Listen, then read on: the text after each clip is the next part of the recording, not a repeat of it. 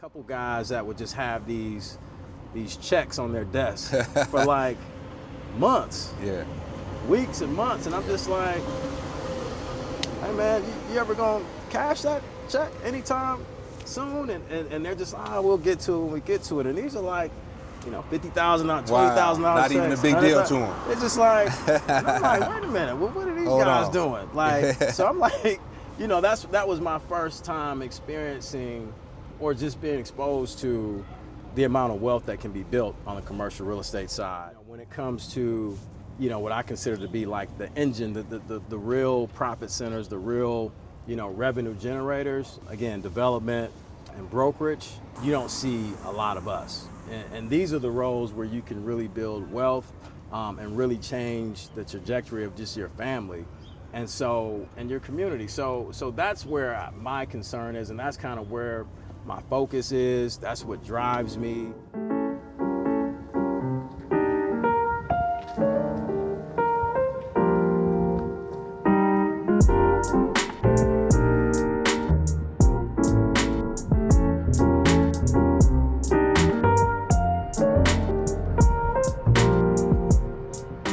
Yabuku here with Colliers International, based out of our Atlanta office. We're here at the Front Porch on Auburn Avenue, right here at the historic Auburn Avenue, downtown Atlanta. Just a stone's throw from where I went to college, Georgia State University, graduated in 2005, majored in real estate, and here I am 20 years later still doing the same thing. I've been through the ups, been through the downs of commercial real estate. I've been through the Great Recession, and I'm still here standing strong. Atlanta, every time I come to Atlanta, it just feels like it just continuously is growing. It's bigger than the last time I came. It is. And it's just impressive to see that type of growth here, and it doesn't feel like it's slowing down. No time soon. So help me understand from a high level, real estate in Atlanta and development in Atlanta and the commercial front when it comes to commercial walls here in Atlanta. When you look at commercial real estate in Atlanta, I mean, it's really, you got to look at it in different pockets. So it's kind of siloed off, right? Mm-hmm. So, what I mean by that, you look at the different property types. The main food groups in commercial real estate is office, industrial, and retail. And you could throw multifamily in there as well, apartments.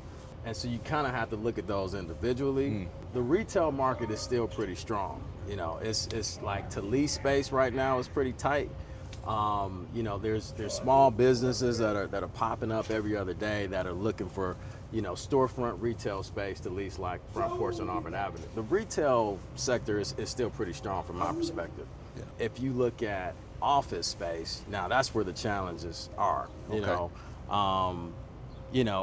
Some of the office projects that went up prior to COVID, and we got a lot of vacancy in these office buildings across the country. And Atlanta's no exception to that, So the whole return to the office, getting people to come back to work inside an office is going to really dictate, how that office market kind of turns around. But I think we're probably, a cycle out from that. I think companies in general are going to be constricted in terms of the amount of office space, the amount of square footage that they use. Traditionally, let's say if somebody needed 20,000 square feet, man, they might go down to 10,000 square feet, because and have like a hybrid sort of in office, out of office kind of, schedule. And you're starting to see some distress on the office side. You're starting to see some distressed office property go to market, or the banks actually take the keys back, and some of these deals go into foreclosure. So that's office. Industrial is still pretty strong. Retail and industrial kind of go hand in hand, for the most part. If you've got a big operation like a Walmart, they're using both retail space and office and industrial space for, the warehousing and get it to their customer base. Amazon is driving a lot of that, industrial strength as well. And then multifamily, man. I think multifamily is still pretty strong in Atlanta. I mean, you mentioned just the growth that Atlanta's experienced every time you come down here. It doesn't seem to be slowing down anytime soon. So people just keep migrating to Atlanta. And so as long as you have that, you're going to have, a strong multifamily market because people need a place to stay. So, I think you know, if you look at interest rates right now, obviously that plays a big role in just all of these sectors. You're starting to see interest rates start to come back down a little bit, which is going to help, you know, those spreads on the development side. But yeah, we'll see, man. That's kind of in a nutshell where I see the market in all those different food groups. So with your vantage point of seeing this market versus the Detroit market, give me an idea of, I guess, any comparisons, contrasts. I'll be honest, I don't know a ton about the Detroit market. I just see everything that's going on downtown. I've got an understanding what Dan Gilbert has done and kind of kickstart, you know, be the catalyst to a lot of that investment. Absolutely. You know, need to catch up with Rob, but he was telling me about what is the project. We have the BeltLine down here in Atlanta. And I just left there, man. There. That is crazy. We do have the Joe Louis walkway or beltway. Now, is that going to connect all the neighborhoods in Detroit? Is that the idea? Yes, the idea. Well, that's the idea of the BeltLine here. Absolutely. I mean, basically just reconnecting all these neighborhoods that, you know, segregation kind of tore apart, you know, back in the 60s, man. So you can literally just kind of walk. It's about 22, 23 miles around and just connected different neighborhoods that have been kind of torn apart and segregated back in the day. So you brought up the BeltLine, and the energy there was just crazy. Yeah. Like I'm walking the BeltLine, and we have the DeQuinder Cut, we have the Joe Louis Greenway. That's right, Greenway. But the energy is nowhere near not yet what you have at the BeltLine. It'll get there. Does that energy find its way out to neighborhoods like this, where, you know, obviously it's not as condensed as the BeltLine, but yeah. is there still that type of demand when it comes to like the commercial front of, for an example, the Front Porch? So we're here on Auburn Avenue, historic Auburn Avenue. Again, the King Center is just a block this way. Ebenezer Baptist Church is just right here on the corner. His childhood home, MLK's childhood home, is just another block. Walks in that like direction. like we can walk to. Yeah, literally walk that way. And so if you go another few steps, maybe another, you know, call it 1,000 feet, you run into the BeltLine. That's the east side of the BeltLine. That's kind of where they started developing the BeltLine. And now it's all the way, you know, west end. It's all the way on different parts of the city. And it's almost complete. They've got maybe one or two other phases to complete it totally. But so the BeltLine being this close, that activity is eventually going to come down closer to this corridor of Auburn Avenue and Edgewood, which is a block south this way.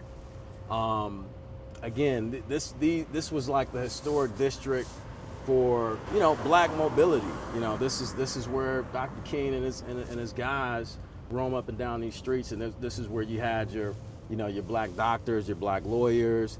These are two historic black funeral homes. Hoggerbrooks, which is now an art studio and an event center. Hoggerbrooks right here, Yep. That's owned by the same owner as the Front Porch on Auburn Avenue. The owner is a nonprofit organization called HDDC. HDDC was founded by Coretta Scott King. Wow. It is now run by another strong woman, Shanae Joseph, who has kind of taken that vision and really the mission of HDDC is to preserve and to maintain and to restore the historic value of what Auburn Avenue used to mean to the city and bring it back, you know, to its rightful place. And Front Porch is just the beginning of that. They've got a second phase coming up in a couple of years and another project around the corner. But what we have here at Front Porch to address like the affordable housing issue is we've got 30 units above on top here, and it's basically like a shared room concept. Okay. You know, so it's beds, so they lease them out by the bed, so it's Nice. sort of like a roommate kind of configuration. And so you got those 30 units again to help and address the affordable housing issue that we have in Atlanta and that we have across the country. I'm responsible for leasing the 10,000 square feet of ground level retail space and restaurant space that you see right in front of you. So we are getting ready to put a long-standing barbershop in one of these spaces over here in the next couple of months. We're talking to a Jamaican restaurant and some other restaurants about these two spaces right up front. But again, we've got 10,000 square feet total to lease up. There's also a nice rooftop, and you being from Detroit, you would have an appreciation with, there's a kind of rooftop garden upstairs as well that they maintain. And so right now, I think the residential units are about half leased. Okay. And so as that continues to fill in, you'll start to see more activity on the street, which will draw in these retailers because they'll have a built-in customer base right upstairs. You went to school for real estate. Yeah. I don't know a lot of people that within arm's reach go to school for real estate. Yeah, and the crazy thing about it, I question that. Well, not question that part of it because I'm still doing it. Absolutely. Right? How many people have a degree and working what they have their degree in? I'm questioning. I went back to school for my MBA, and I'm like, for what? I'm not really using it, at all. I wouldn't say that. But I'm paying on those student loans faithfully. That part. So it's like, man, was that really necessary? But yeah, Georgia State University is one of the few schools in the Southeast and really in the country, man, that had a real estate major. And even then, even now, it's still relatively new. I did my MBA at Georgia. They've got a strong real estate group, real estate department, but I don't think they had a real estate major back in the day, even before Georgia State had one. So yeah, man, it's something that has been a passion of mine, pretty much my entire life. And I still love it. It's the people that I connect with on a daily basis, man, to hear all the different stories and different backgrounds and help people kind of achieve their dreams and, open up businesses in the city. And, that just gives me a lot of fulfillment. So yeah. Now, are you from Atlanta? Yeah, I still claim the D. I was born there. I spent all of 3 years Absolutely. in Detroit. Absolutely. I was born in Hutzel Hospital. It's not even around anymore. I've got family Eastside West. My brother went to Southfield High. I got family Cass Tech, Persian, like all the schools, man. So all over the city. So that's home to me because that's where my family is, so it always just kind of feels like home whenever I touch down in the D. But I was raised here in College Park by the airport, but then moved around a lot from there, man. So, but yeah, I go through the whole story. Anytime somebody asks me where I'm from, born in Detroit, raised in Atlanta. So I'm always gonna show that respect to the D, that's home.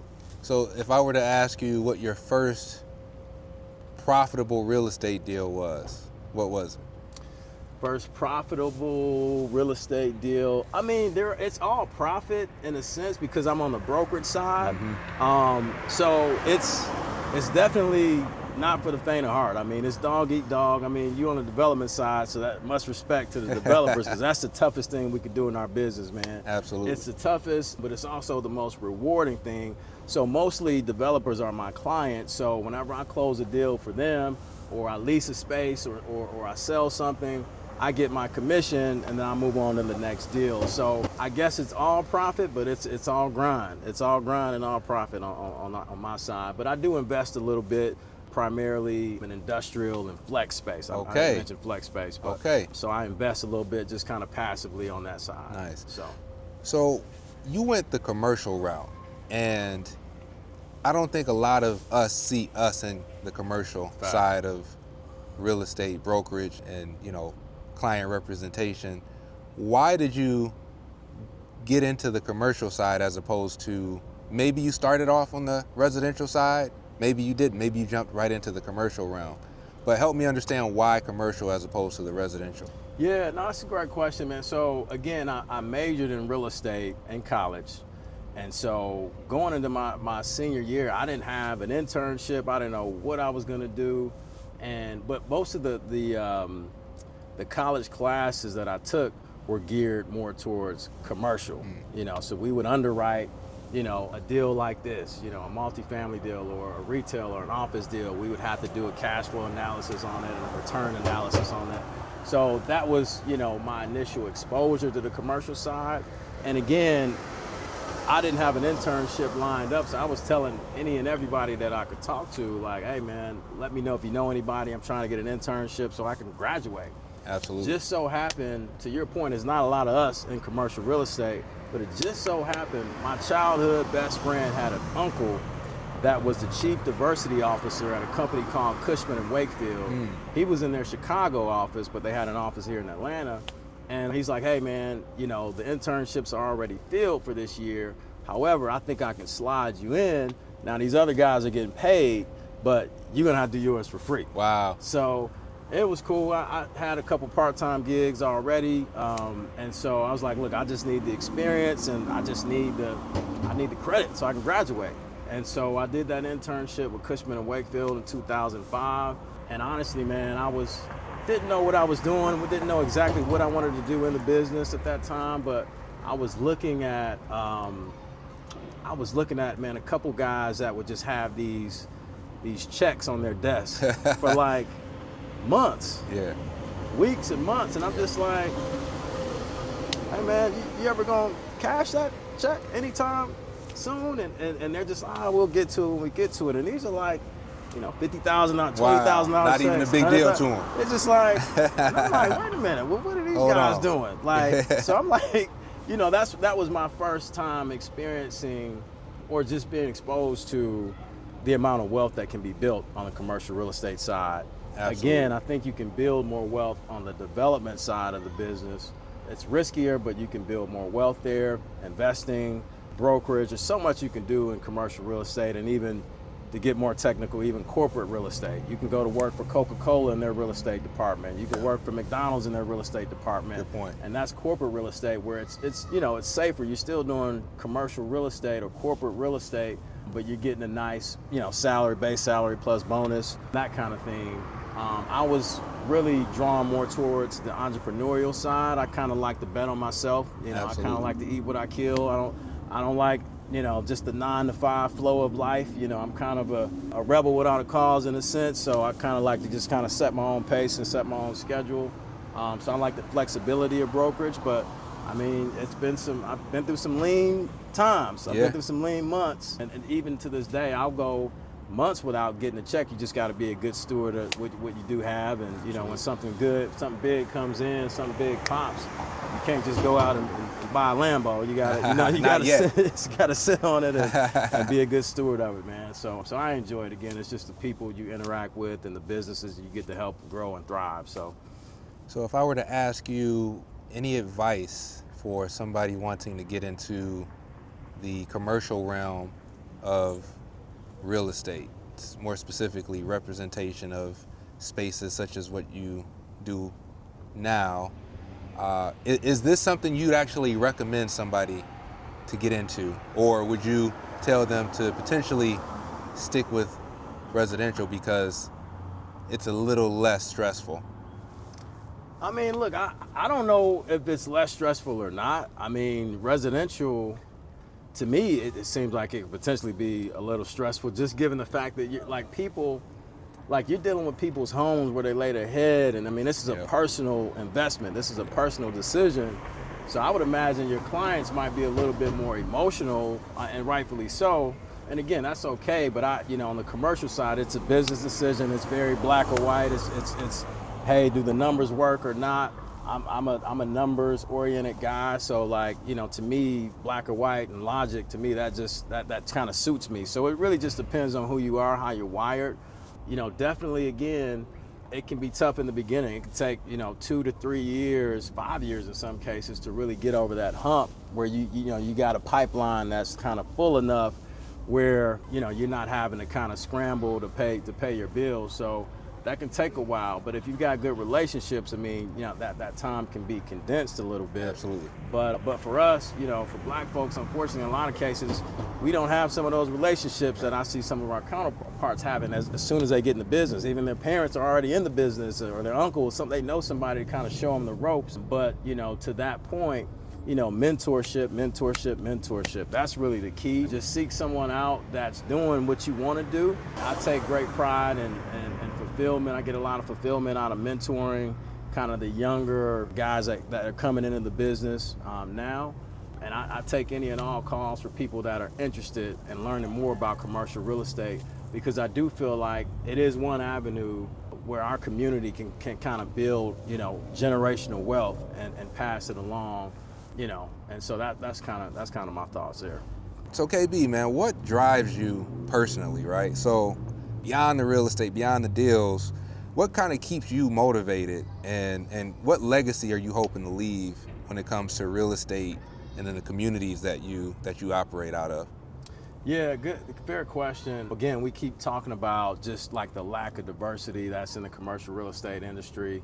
And I'll be honest, man, this is my 20th year in the business on the brokerage side. I did a little banking too. I used to work for a bank doing basically construction loans. Okay, so you know numbers. Yeah, definitely know numbers. Got to know numbers. I mean, if you don't know that, I mean, Yeah. what are you really doing? Right. You know? So yeah, the numbers have been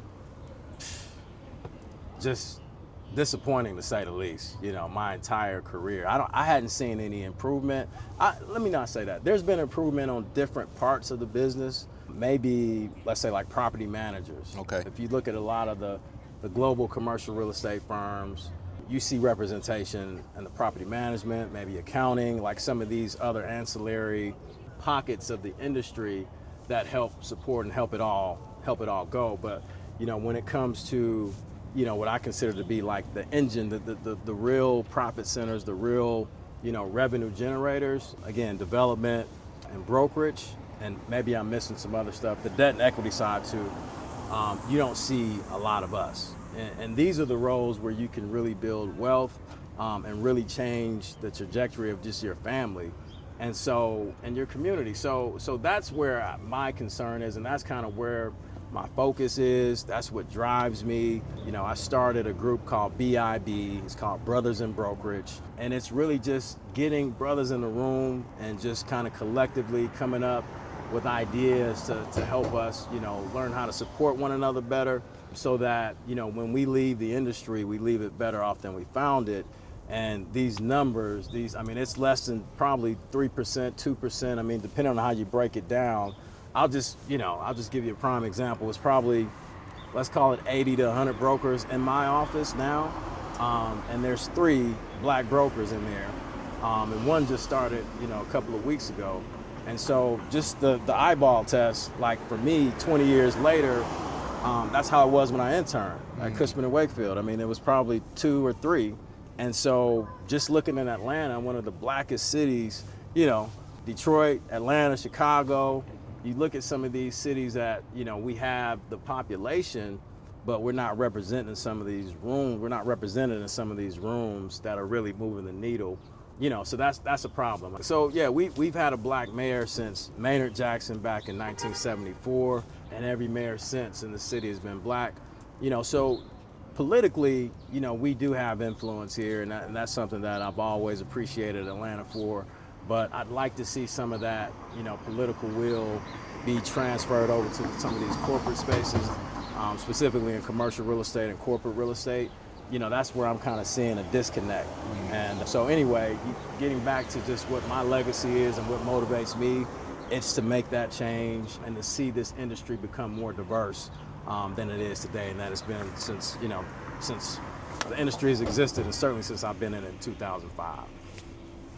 We're now in one of the commercial spaces. You know, we have a total of 10,000 square feet of retail and restaurant space here at Front Porch.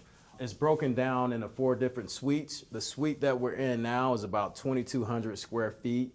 We're really slating this for a restaurant. You know, as you can see, you've got the ductwork, you've got the vent already kind of built in. It's stubbed for a grease trap, which is down in the parking deck below.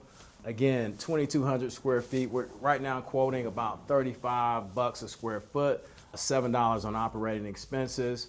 The landlord, for the right tenant, the right term, you know, a 3 to 5 year term, will offer ample TI or tenant improvement package to help with the build out. As I'm talking to some general contractors right now, it's taking on average, call it 10 to 12 weeks for a build out. That's not including permitting with the city. So again, for this space, we're targeting a restaurant. We're right now talking to a popular Jamaican restaurant, but as of now, it's still available. So if anybody has or knows of any restaurants looking to expand in the city of Atlanta and wants to be in the historic district of Auburn Avenue, let me know. Is there already a tenant over there?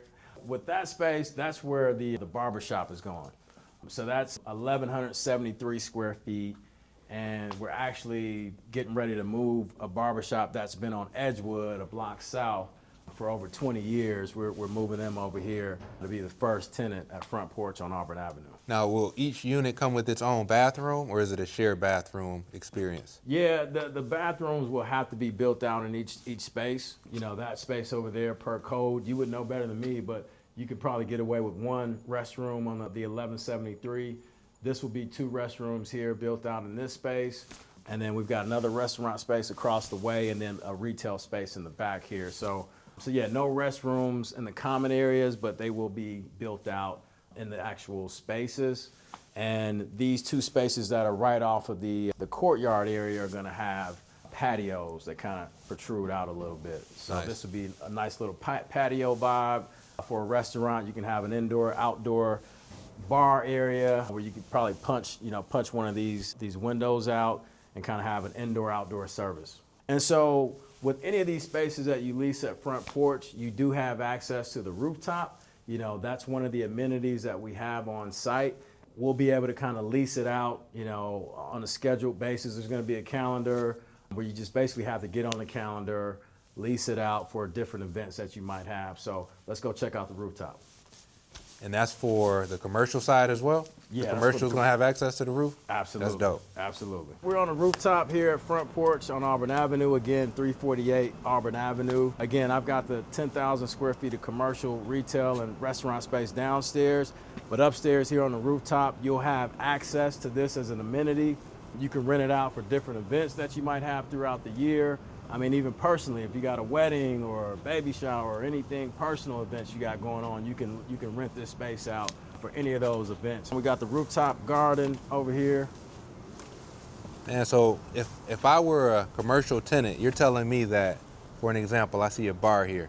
Is it an opportunity for me to host an event, maybe even bring liquor up here and serve to the attendees? Absolutely, absolutely. Yeah, this is available for all the commercial tenants if you lease space here.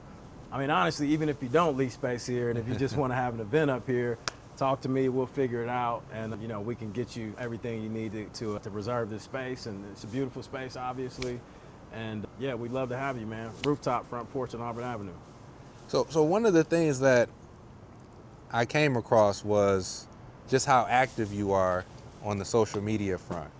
And I want to know a little bit more about, you know, that aspect of how you share what you do with, you know, your followers. Like, what got you into the point where, you know, I was laughing at, you did this one about Red Lobster, and it had me cracking up, man. But you know, I'm always intrigued by, I guess, the journey into social media and you kind of getting to that point where you're sharing as much as you share. You got 6,000 followers on Instagram. Talk to us about that. Yeah, no, good question. I mean, you know, I actually started, anybody that knows me from like childhood, high school, just growing up, man, I was just, my head was down, played basketball, very reserved, you know, just kind of out the way kind of guy. Always shied away from the spotlight. You know, I never really, even in college, and I would have presentations and things like that, teachers would always tell me, man, you present very well. But it just always felt uncomfortable to me personally. But that said, man, during 2020, George Floyd, just with all the unrest going on in the city and around the country, you know, I really felt more of an obligation than anything else. People were kind of marching in the streets and, you know, doing whatever in the streets, and I'm like, all right, that's cool. I don't know if that's, you know, if that's where I'm gonna serve in the fight necessarily, especially, you know, vandalizing buildings where, you know, these are my clients and this is Right. how I eat. Yeah, So it's like, I'm absolutely. not going to be participating in too much of that. But this is what I can do. I can educate our people on commercial real estate and teach them how to build generational wealth through this avenue of commercial real estate that is really hidden in plain sight. You know, we go out to eat, you know, we go shopping, we go get entertained in these spaces, and we don't even stop to think, you know, man, who owns the McDonald's on the block? Like, who owns, you know, that Popeyes that has a line wrapped around the block? You know, and at the end of the day, there's a landlord that owns that. It's not Mr. Popeyes. It's not Mr. McDonald's. I mean, there's a guy or a woman that owns that, that's getting a check from McDonald's, that's getting a check from Popeyes on a monthly basis. especially in our own neighborhoods, we should look at collectively coming together. How do we own this commercial real estate? How do we control, what goes on in our communities?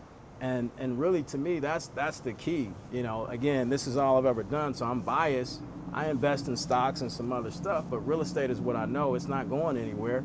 Real estate's not going anywhere, but at the same time, we don't have, an infinite amount of land. So we got to get some land. We got to own our property. We got to own our community. And so for me, this was my way to kind of say, hey, this is what you need. These are the steps. These are the ABCs of getting involved in commercial real estate, whether it be from a brokerage perspective, an investor perspective, a development perspective. There's so many facets of the industry that we can get involved in, and then collectively come together and put together a vision and a plan to do a massive development together, just group economics. And so I'm a strong believer in group economics.